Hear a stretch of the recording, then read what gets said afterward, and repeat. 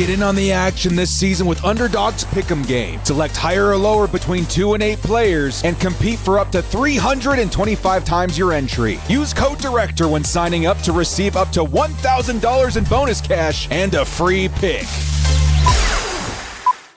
Yo to Bolt fam, it's the Director. Chargers fans, fun little topic we got for today's video. One that I think has gotten a lot of talk over the last couple of seasons for the Chargers. What is the situation revolving around wide receiver since the Chargers let go of Mike Williams, who has made his return, and Keenan Allen? It feels like the Bolts have been looking for an answer at the position at wide receiver, which last season, even though we had the incredible season of Ladd McConkey, the best rookie wide receiver in Chargers franchise history, it felt a little lackluster. The supporting cast needed a lot of help. The Chargers and Justin Herbert, who have been known to pass the football for a long time, felt like they were out of tempo, out of sync, didn't have quite the juice that they've had in seasons past, but it feels like that season last year has been put behind us.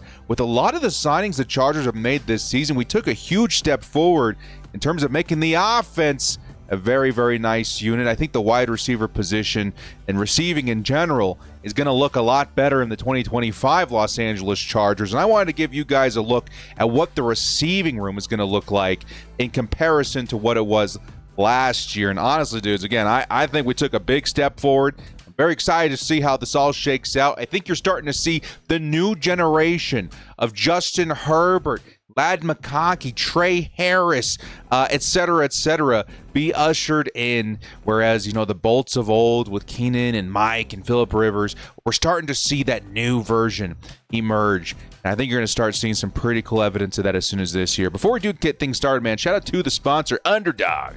Use code DIRECTOR to receive up to $1,000 in bonus cash. Newcomers, take a look at the offer on screen. It's a great way to support my platform and have some fun along the way. Before you kick off, hit us up with a like and sub if you do enjoy this Chargers content. Small amount of time you guys take to the like, sub, and bell notification helps me out a lot. Let's get into this Chargers wide receiver video. Lights, camera, action. Who's got it better than us? Into the end zone, Charger fans are witnesses to history.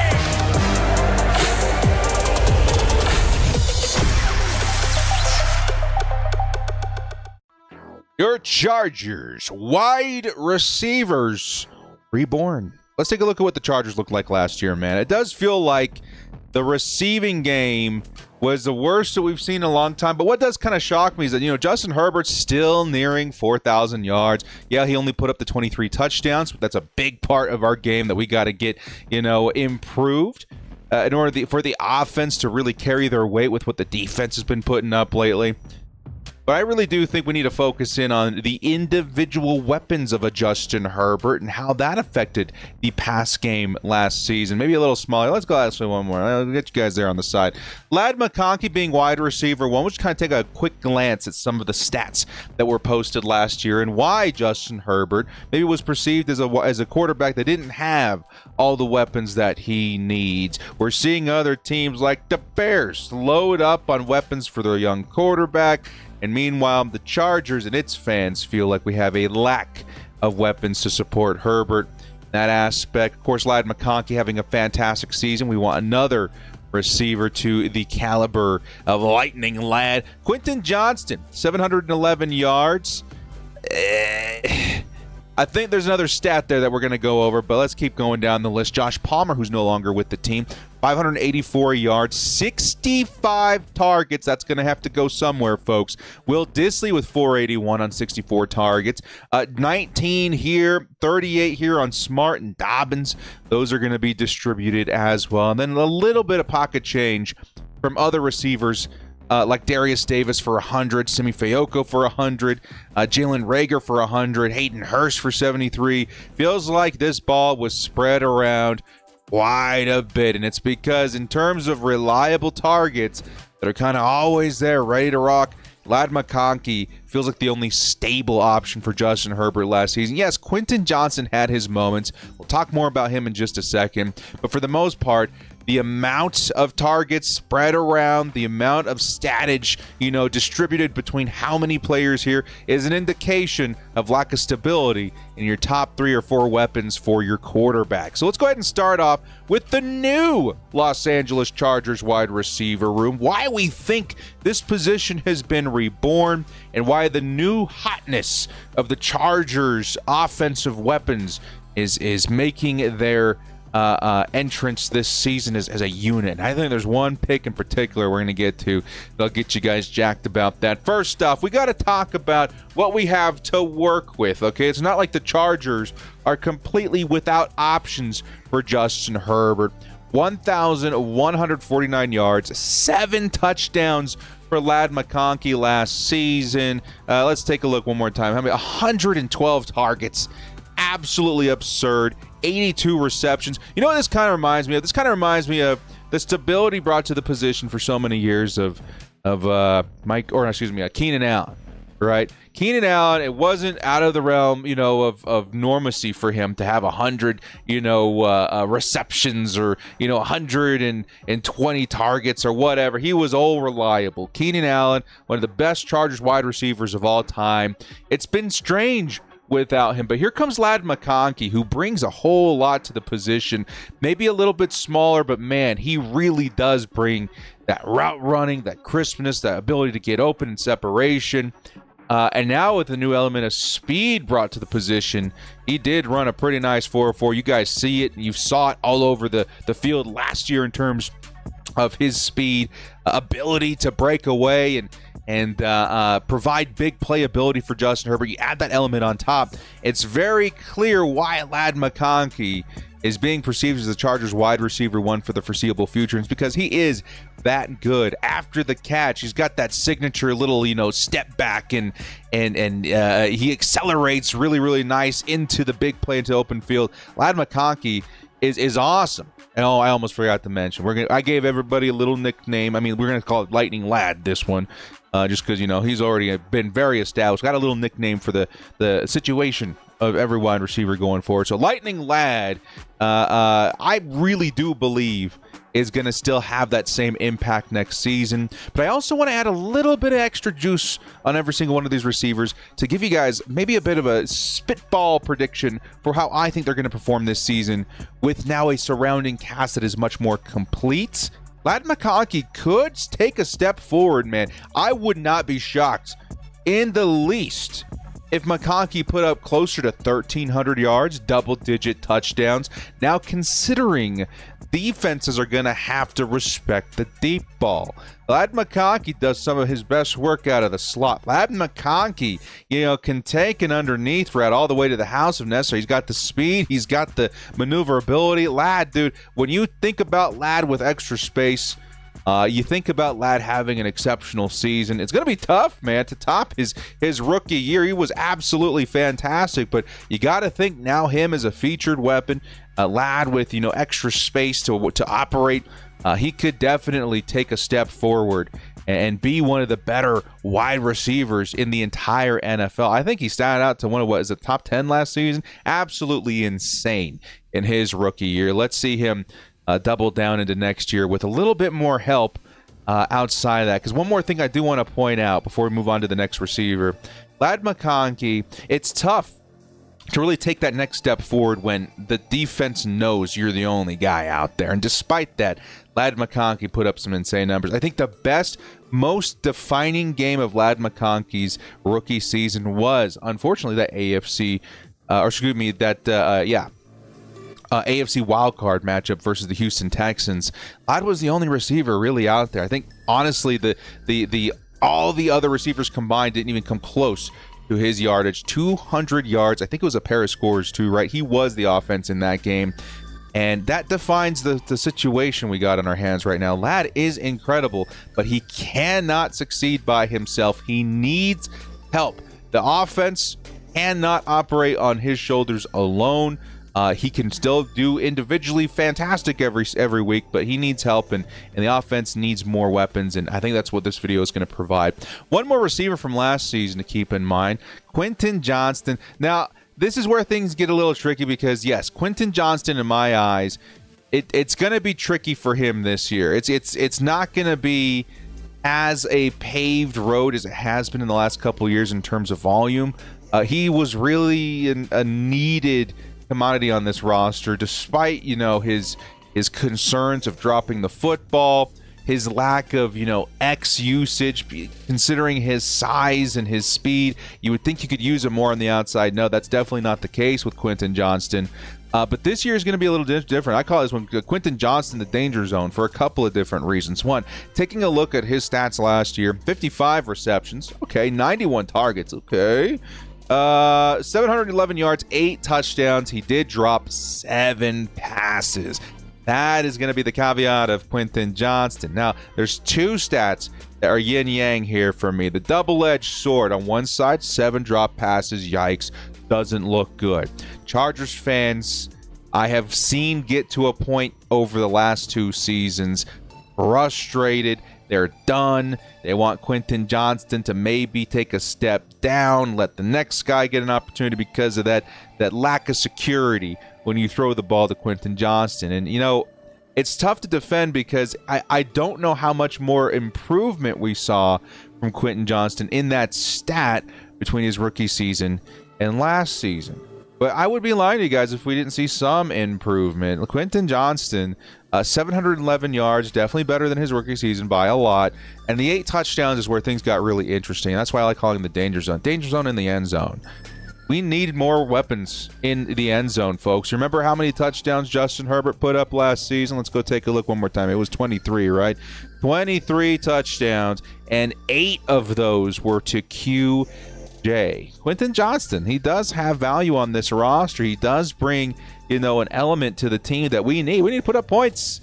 It's scary because we're hoping he holds on to, the most important throws of the game, which are in the end zone, but he has proven to be a capable scorer for this team.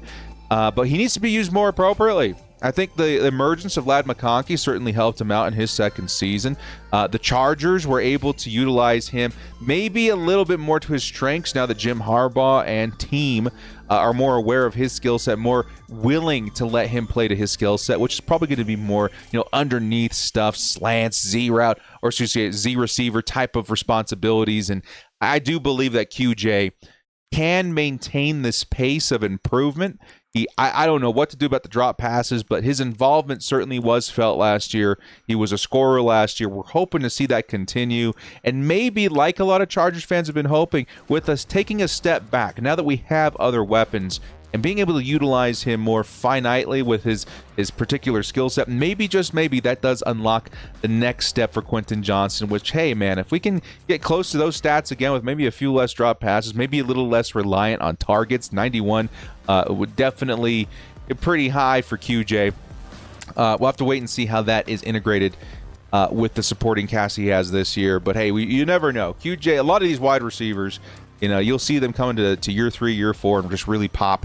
We'll see if QJ can take that next step. I think he's capable of it. We have to remember he's a fast, tall, at times physical receiver. After the catch, man, he can be quite dangerous.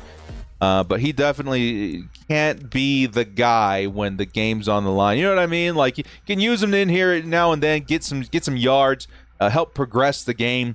But those big moments, you're probably going to be looking at another name, and there's a few names that we have added that could become that once again for the Chargers. Let's start off with the reemergence of the X receiver for the Chargers. The Chargers added a whole lot of talent in terms of X receiver potential this season, and the first one being Mike Williams over the offseason. Welcome back, Big Mike. I love this.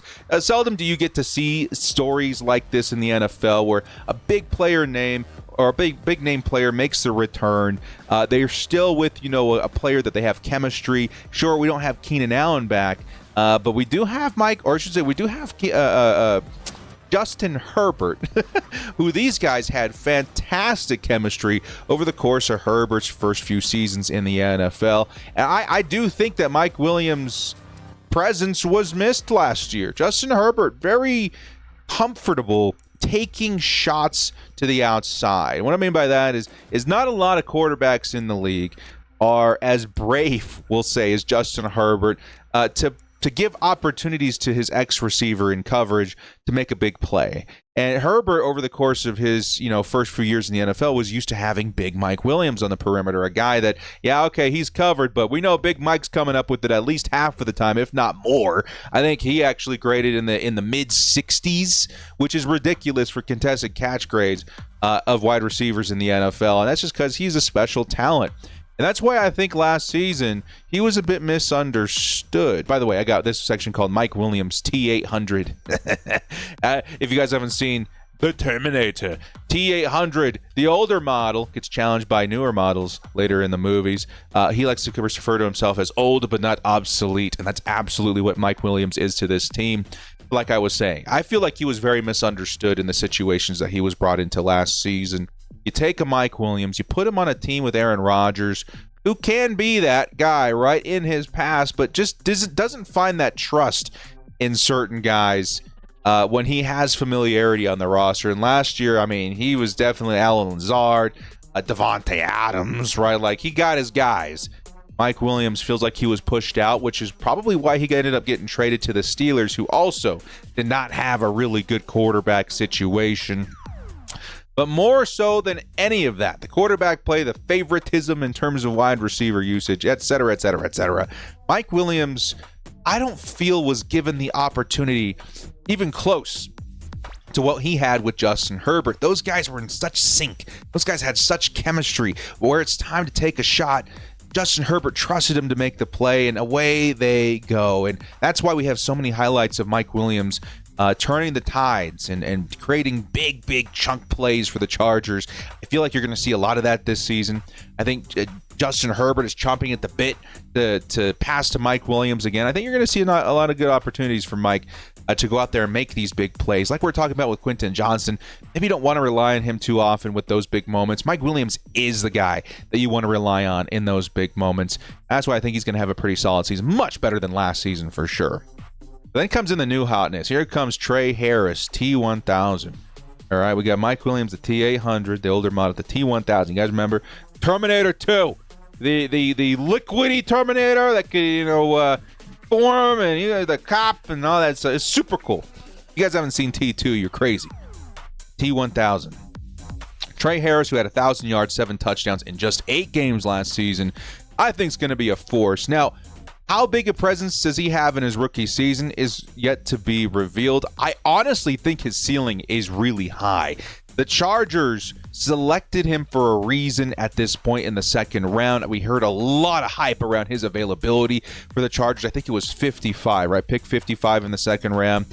And it's because of the skill set he's bringing to the table. You can take a lot about what I said of Mike Williams, copy and paste it to Trey Harris. He can be that contested catch guy on the perimeter, and that's why this feels so cool, like an ushering in of the new age. The Keenan Allen and Mike Williams combo that Justin Herbert has grown up with in the NFL has been replicated in some way, shape, and form. And Ladd McConkey, the chain mover, the slicer, the dicer, the route runner, that's our Keenan Allen of the past. Trey Harris, who you're going to see a good comp of this season to Mike Williams, he's going to be that perimeter threat for the Chargers, much like Mike Williams was. Sure, he doesn't have like crazy speed, same as Mike Williams, but he has that deep threat ability to really make teams respect the deep part of the field and open up space for guys like Keenan and now Ladd McConkey. Again, it's the new age Keenan and Mike, Ladd and Trey, dude. And you're going to start seeing that as soon as this season. The Chargers, now having Mike Williams on the perimeter and Trey Harris, are going to have a constant threat on the outside. Maybe at points you do see Trey and Mike both on both sides of the field in terms of perimeter play. I think it's going to be awesome, man. You can play more spread. You can play more, aggressively through the strengths of Justin Herbert targeting deep. And if that's not there, watch out for Ladd McConkey. Yes, now Quinton Johnston as well underneath to be these guys, these producers that can take, work from a slant, from a drag, and punish you for playing respected deep coverage to one of these guys. Trey Harris, I think he's going to be fantastic. He's got great size, some 6'3", has decent speed. He ran a bum 40 because he had an injury during the combine. He still ran it anyway because he's a tough SOB. But he's probably projected closer in the mid 4.4s, high 4.4s he still has great football speed, and you're going to see that on display this year. You're going to see his toughness. He's a big guy. He's been comped to, like, DK Metcalf light. You're going to see those kinds of big plays for Trey Harris, and he's going to be great, man. I feel like he's really going to help mold his game around another guy on the roster now, Mike Williams. You're going to see him utilized the way Justin Herbert trusts these big perimeter guys. You're going to see Mike Williams out there. You're going to see him take some shots. You're going to see Trey Harris out there. You're going to see him take some shots. You're going to see these guys learn from each other and be that presence that we were missing last year, and that's really going to help the rest of the roster. Then yes, you're going to see those big plays every once in a while to Trey Harris and Mike Williams. You're going to see Trey Harris's after the catch ability on display as well. Lots to be excited about this young guy, especially given the situation he's in, to learn from Mike Williams and be a big part of the offense that was just flat out missing last season. You guys just wait and see. The Chargers being able to test the perimeter, all of a sudden, it's going to change the way defenses have to play the Bolts, and it's going to be to their strength this year. All right? Let's move a little quicker here as the main receivers have been covered. I'll kind of give you guys a quick, blurb on a lot of these supporting cast, because there's still a lot of receivers to talk about, but these guys all have specific roles. I have Tyler Conklin labeled the Shadow Assassin in this video because the Bolts, like we saw last season, don't really lean in on the tight end position as much as they should. One being because Hayden Hurst, definitely maybe a bit of a disappointment. We were hoping to see much more production out of him. Of course, injury and et cetera, caused a lot of problems there. But Tyler Conklin, man, quietly a very, very good player. Last season produced 449 yards, 4 touchdowns. Quietly solid, considering that, again, it's Aaron Rodgers with Devontae Adams and Alan Lazard and of course, Garrett Wilson. A lot of mouths to feed in New York, and yet Tyler Conklin, when you watch his plays and you see how he affects an offense in terms of that safety target, he's definitely a player that you want on your team, and honestly, maybe one of the better tight ends that Justin Herbert has had in his career in the NFL so far. So Tyler Conklin, man, watch out for this guy. I know a lot of people are very excited about the rookie and other aspects of the offense to be more featured, but Conklin's a veteran. A very good, safe target for Justin Herbert. You are going to see some nice plays from him this year. He's not going to be that huge wow player, but he's going to be that quiet, safe, consistent target for Justin Herbert. I think he's going to have a really good season. Okay, he's going to have a really good opportunity to help usher in the young guy who we'll talk about later as well. Next up, Jaylen Rager. I labeled this one the dirty bubble. It's just because Jaylen Rager, man, there's a position. His position is very much so in threat by the next guy we're going to talk about. Because Jaylen Rager kind of feels like, yes, he's a depth piece, but he's got this very niche role of, attacking the deep part of the field with that speed.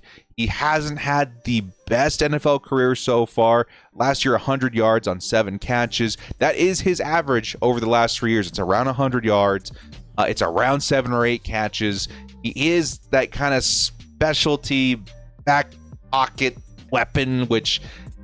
Again, I think the Chargers upgraded his assignment or his role on the offense with this next guy. So Jaylen Rager, I call him the dirty bubble because I think he's on the bubble, very much so. And I think this next guy may end up being the one that pushes him out. It's Keandre Lambert Smith of Auburn. Honestly, guys, I'm quietly becoming a big fan of Lambert Smith. When he was selected, it felt high. I remember, selecting him maybe in the 6th, 7th round, whatever. In most mock drafts, if he was available, and we're still looking for like a speed option. But the more I watch him play, the more I see how featured of a part he was of this Auburn offense that wasn't much of a deep passing offense at all. The more I see his skill set on display, he put up 981 yards, 8 touchdowns with 50 catches. He produced a 98.7 deep receiving grade with Auburn. That's one of the highest you're going to see in the entire class of wide receivers last year. And he did run in the 4.3s. A very fast, a very reliable deep weapon. That's why we're going to label him the Dagger. I really think that this role that Jaylen Rager had with the Chargers last season is going to be filled by Keandre Lambert Smith. I do expect Lambert Smith to make the 53, man. You go watch some of his highlights, dude. You'll start becoming a fan just like me. He's a fast dude. And he's a producer once he gets the ball in his hands. And honestly, one of the more impressive things I loved about him was his ability to catch in traffic. I was kind of shocked at it. There's some big plays in his highlight reel that the Chargers put on their YouTube. You'll find a few, on YouTube as well. But he made some tough catches.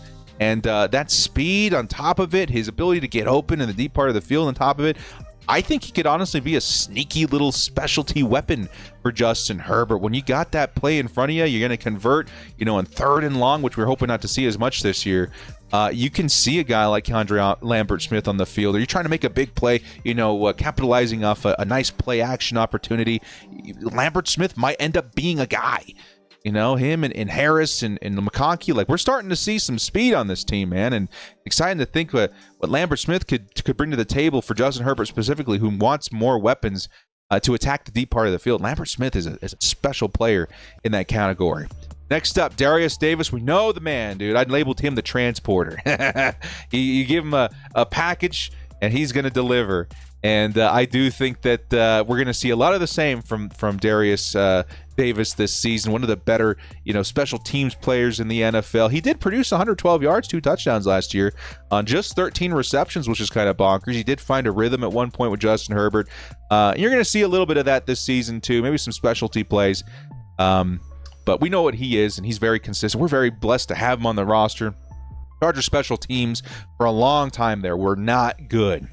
So having a kicker like, Cameron Dicker and now Darius Davis, definitely good to have him on the roster. He's got a really nice role here. Now, a lot of these other guys, starting with this one, these are guys that you're fighting for spots, maybe in the back end of the roster, maybe in the practice squad. Brendan Rice, we're going to call him the legacy son. Lazy one, but we had to put it somewhere. I really do think that Brendan Rice is a decent talent. I was at training camp last year. I got a good view of Brendan Rice and his skill set, and he looks like a nice, reliable, physical receiver too. He looked like a nice possession guy. But the Chargers just, there's more to be done with Brendan Rice in terms of his development.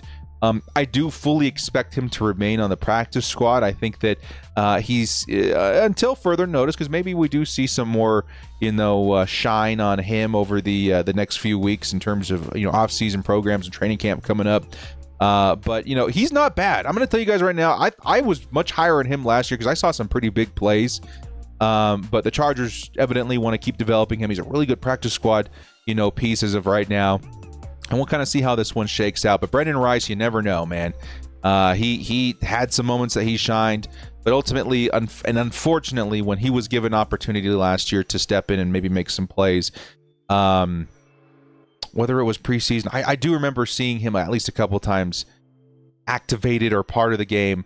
He just didn't do much with his opportunity. I think it went with the Raiders game too, if I remember correctly. But either way, we'll keep waiting and seeing with Brendan Rice. We all know he's got the capability. We've got to see if he can step into that consistency that they're looking for. Next guy, Luke Grimm. Fun dude to talk about. I've talked about him a few times since the Chargers signed him in terms of undrafted free agents. We're going to call him Reaper of Souls because it's so easy, Luke Grimm. And I don't know if you guys saw my last video, but I mentioned that I got to watch this guy in person play BYU.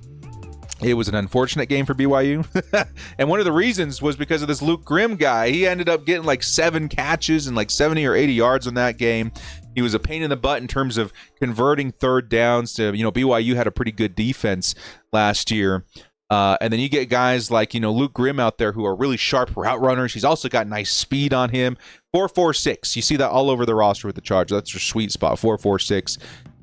It ends up being an issue. And honestly, Luke Grimm, for a lot of people, is kind of a sleeper in terms of maybe making the back end of the roster. He's that speed, that route running. He's excellent out of the slot, I have to imagine, as well. He's a really nice Ladd McConkey, maybe sort of backup, which some people have already poked fun at. The only white wide receiver who was so good out of the slot. We want another one to back him up in case we do need another slot guy.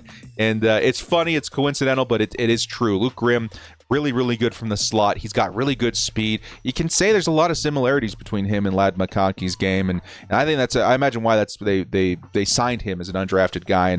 And honestly, I saw him in person. I know he's good. I've seen the work he did in terms of route running and getting open on third down. It's a really good player to have in your back pocket. But now it's time about do we have room for all these guys? I don't know. At very worst, Luke Grimm, I think, is a solid practice squad guy, but he's one guy that I'm kind of rooting to make the back end of the roster. But it's getting a little crowded out here with all these wide receivers, so we'll have to wait and see how that goes. Next up, we got Will Dissly. I'm going to call him the throwing axe because, forget the technicalities here, but, an axe is probably a weapon that you want close, to the chest, right? You want to keep that in hand. But the Chargers were using him like a throwing axe last season, where it's like, hey, we don't got anybody else. Will Dissly, not bad in terms of receiving, turns out. He had some pretty big games last year, 481 yards, 2 touchdowns. By the way, I forgot to mention Luke Grimm, 690 yards and 6 touchdowns last season. A very, very nice season for him at Kansas. But Will Dissly, he produced, man. He put up decent tight end numbers last year, despite being a blocking tight end. That's what I mean by we're going to call him the throwing axe, because he's the kind of weapon that you probably want a little closer. You want him on the line. You want him blocking for your running back, blocking for your quarterback. And we used him more as a weapon that you throw to. And do we want to see that happen again this year? Maybe, maybe not. I would really be happy with the Chargers utilizing him to his strength, which is blocking. Get him involved a little bit in the passing game, but let these other weapons step up and be that guy for Justin Herbert. Will Dissly, again, let's make him the battle axe this season and create some opportunities for the offensive line to really make their presence known this season with Will Dissly on the end. All right, next up, Dez Fitzpatrick. Practice squad guy. I found a few pictures of him in powder blue, but they were tiny. He, I think, briefly was on the Chargers practice squad last year, if I remember correctly. I think he was brought in early, right? We just didn't see much of him outside practice squad. I will call him the Mace, right? In terms of what he is as a wide receiver, he's 6'2". He ran a pretty good time, a 4.46. Good possession wide receiver on the outside.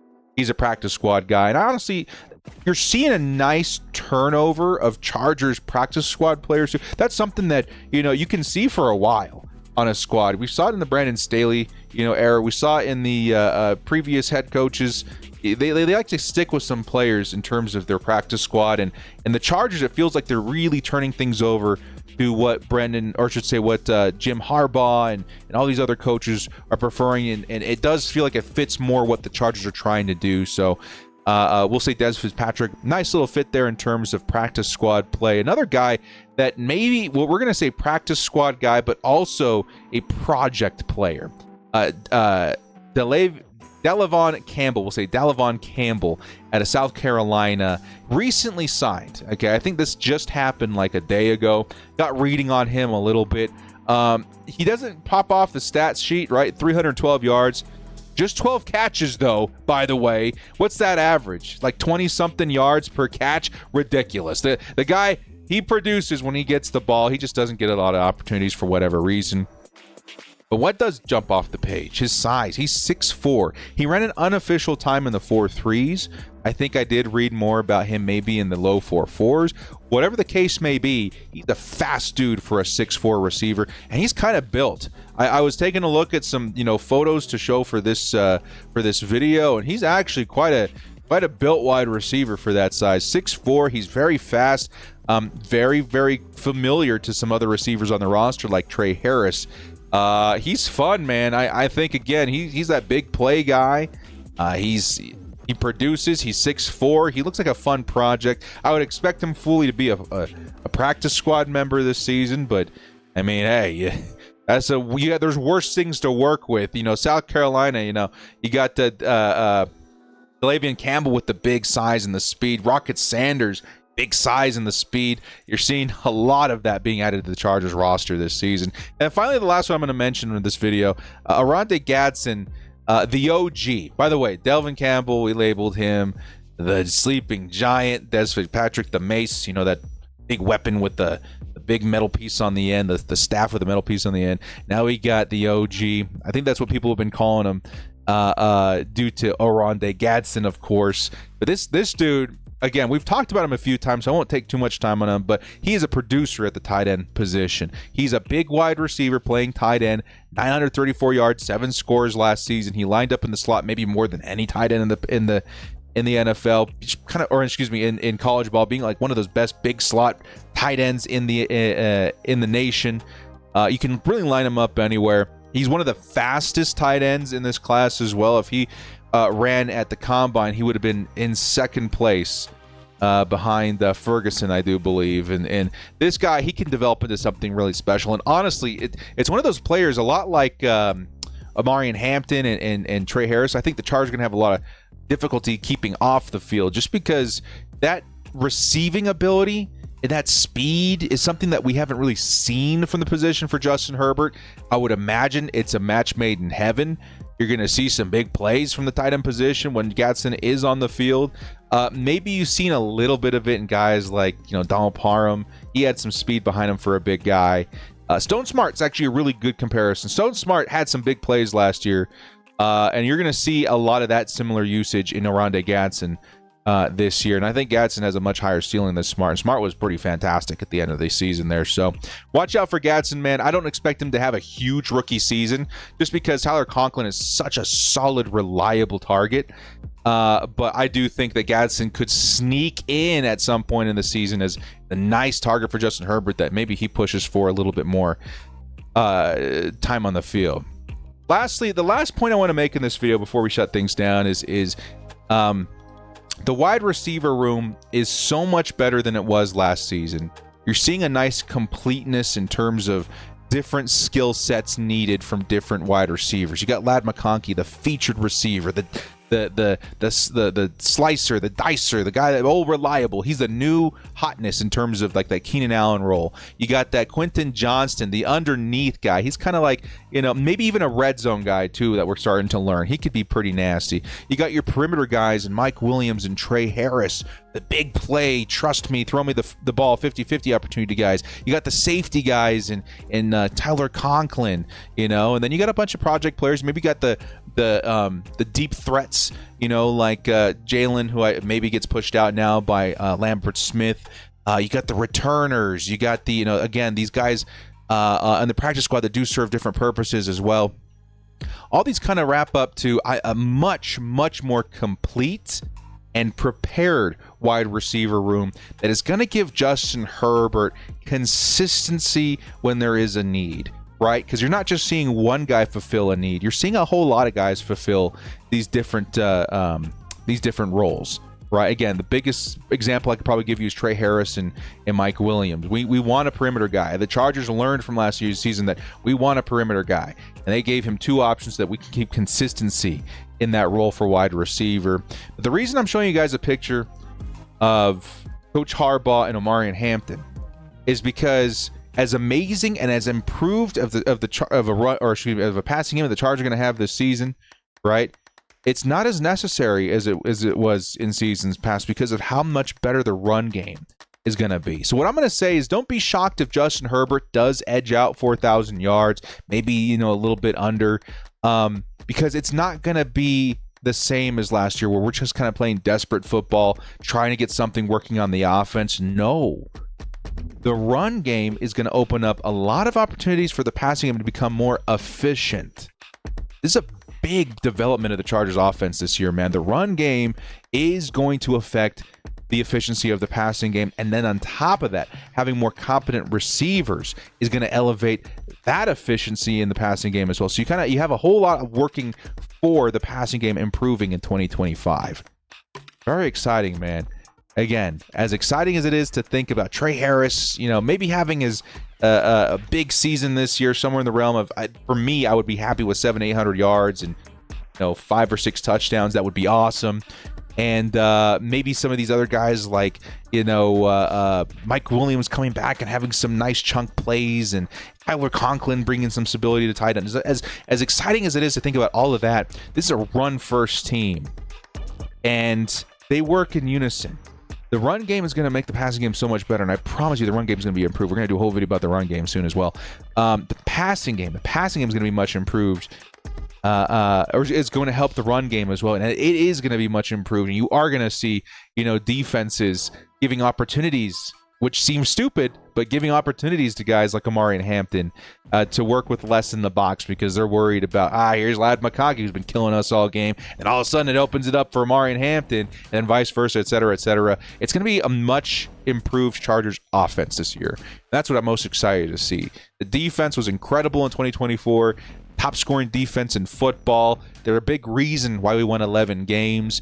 Now the offense is going to see a big step forward. I promise you. The draft, the free agency, Mekhi Becton, who we didn't even mention once in this video, huge signing.